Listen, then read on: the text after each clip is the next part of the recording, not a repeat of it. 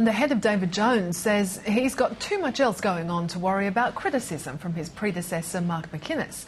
The former CEO has accused Paul Zahra of rewriting history and of losing too many key brands and people since taking over the top job. But for his part, Mr Zahra says he's got a mountain of more important issues to contend with, not the least of which is getting the company back on track from a fiscal perspective. Right now he's focused on Christmas and making sure the retailer milks every cent it can from consumers over the next few weeks. He spoke with Ky Chow. Paul Zahra, thank you for joining us. Sure.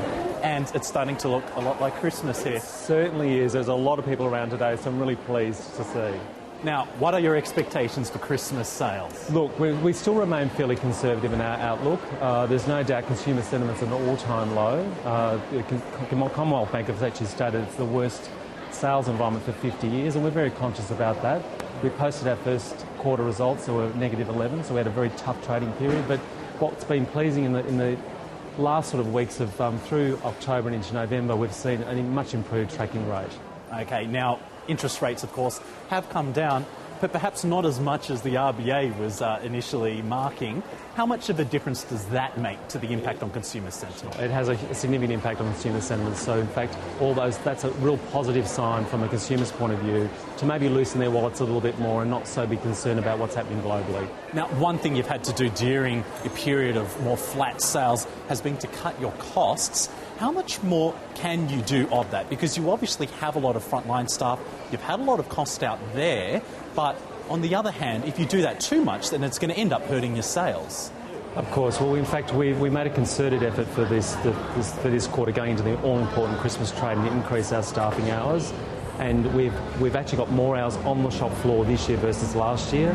We certainly understand across the company that this is the most important trading period, going from that all-important Christmas trading into our clearance trading period. So I want to be satisfied we've maximised every single opportunity in our stores.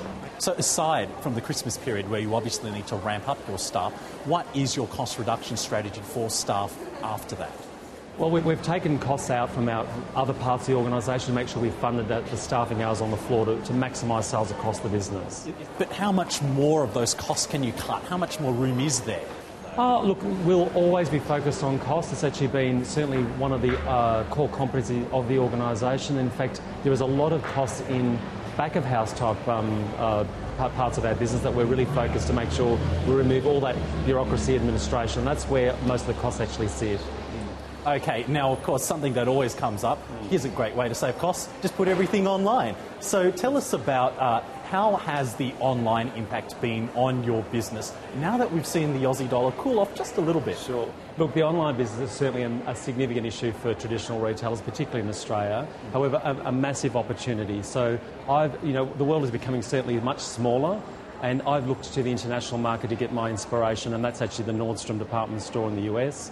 They're doing $1 billion worth of their sales online. 20% of their EBIT comes from their online business. So it gives you a sense of where the opportunity actually exists for David Jones. You're clearly a big fan of Nordstrom, but Mark McInnes says that it's not fair to compare David Jones to Nordstrom back when he made the decision to cut that online business. Do you think in hindsight that it was reasonable, considering the business was losing $28 million a year, to cut it and then bring it back later? Oh, absolutely. Look, the world is changing, there's no doubt. I mean, the retail business is much different today than it was 6 months ago, 12 months ago, or 10 years ago for that matter. And having the online arm to our business, the multi-channel facet of our business, makes us relevant and allows customers to shop with us when they choose and how they wish to interact with us. So it's an important part of our strategy. So you're still happy to quote the Nordstrom example? Absolutely. They are the best practice leaders in this field. We have regular contact and dialogue with them. We are learning from them. We don't want to make the mistakes of the past and certainly lose money as we've done previously. That we're, by being, almost the last retailer, certainly from an Australian perspective, whilst we do have a web shop, it's doing very, very well. It's a very clunky system. It's a legacy IT system. Our investment in technology moving forward will allow us to actually compete at the international best practice that we're looking for. Speaking of Mark McInnes, you've always been careful not to directly criticise him. He, on the other hand, has said that you are rewriting history in terms of who's to blame for some of the mistakes of David Jones' past. Is it disappointing for you to see that he has become personal?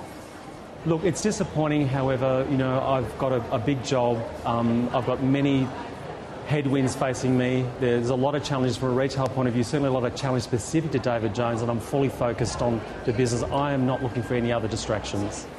Mark McInnes has also criticised you because of the loss of senior staff from David Jones that he says has directly affected your ability to predict sales and therefore left you with a whole lot of inventory. Does he have a point? Is it harder now for you than it was before to get your sales predictions right? That's simply untrue. There's no doubt this is unprecedented, uncharted territory for us, for the retail industry, certainly for David Jones. If I think back at the last quarter, in the Q4 we're at -10.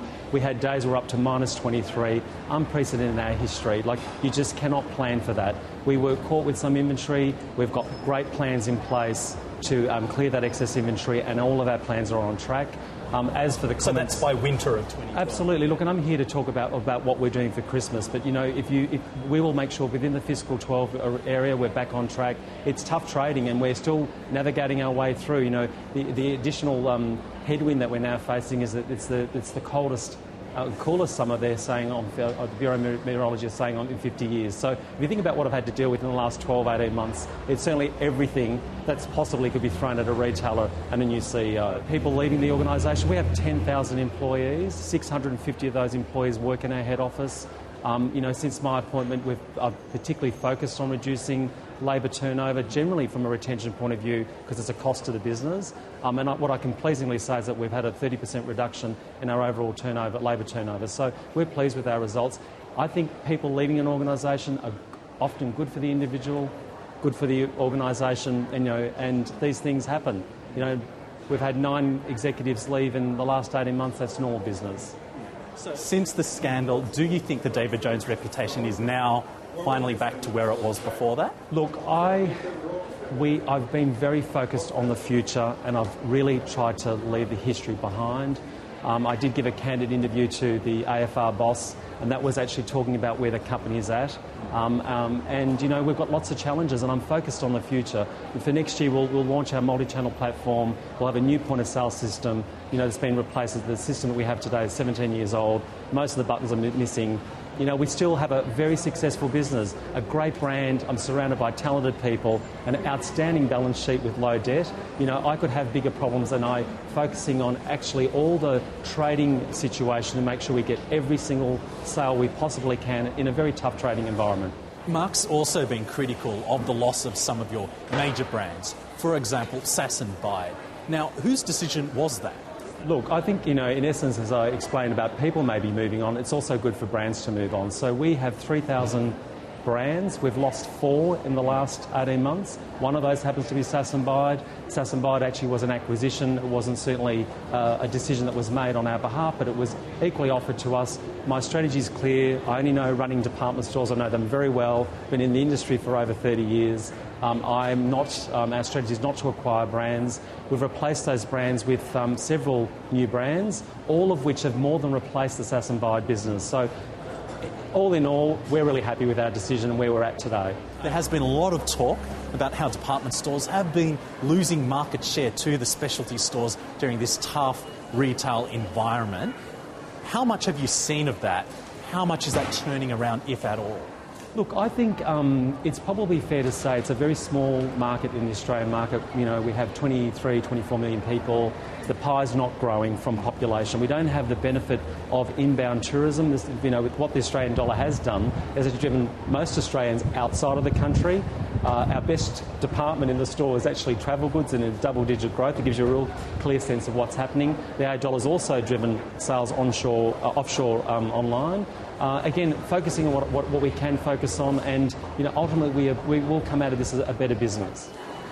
You are spending a fair bit of money on rolling out new stores at the moment. On the other hand, you also have this multi-channel strategy that you've touted as well.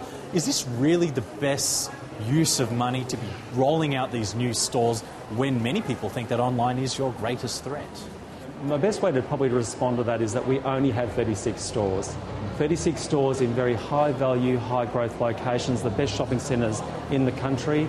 We've announced there's another 4 stores that we plan to open in the next horizon. There's certainly more stores we can open. The beauty is at 40 stores.